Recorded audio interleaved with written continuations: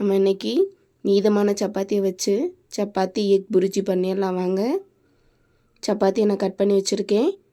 ஒரு கடாயில் 4 table spoon எண்ணெய் ஊற்றிக்கங்க. எண்ணெய் காஞ்சிரட்டும். 4 பெரிய வெங்காயம் நீளவாக்கில் கட் பண்ணி வச்சுருக்கேன். பச்சை மிளகா 5 கட் பண்ணி வச்சுருக்கேன். அதையும் 2 ஒன்றா போட்டு வதக்கிக்கோங்க. வெங்காயம் வதங்கட்டும். வெங்காயம் நல்லா வதங்கணுங்கிற அவசியம் இல்லை.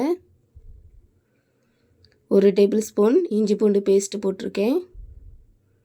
அதையும் போட்டு நல்லா வதக்கிக்கோங்க. 3 தக்காளி அதையும் போட்டு வதக்கிக்கோங்க.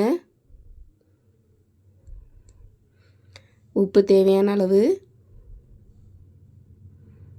மஞ்சள் தூள், கறிக்குழம்பு மசாலா பொடி 1/2 ஸ்பூன், மிளகாய் தூள் 1 ஸ்பூன் போட்டு நல்லா பொடியோட பச்சை வாசனை போகிற அளவுக்கு நல்லா வதக்கிக்கோங்க.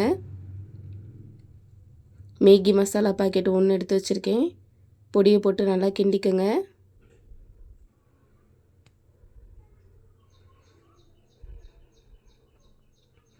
நல்லா வதக்கி விட்டுக்கோங்க.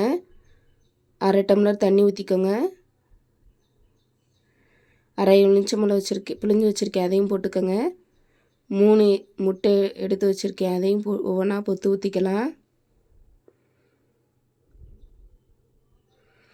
முட்டையை நல்லா வேக விட்றாதீங்க, 3/4 பக்குவம் வெந்தால் போதும்.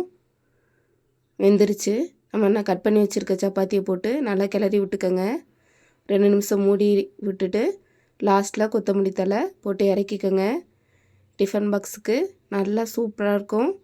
ட்ரை பண்ணி பாருங்கள். லைக் பண்ணுங்கள், ஷேர் பண்ணுங்கள், கமெண்ட் பண்ணுங்கள், சப்ஸ்கிரைப் பண்ணுங்கள். தேங்க்யூ ஃபார் வாட்சிங். தேங்க்யூ.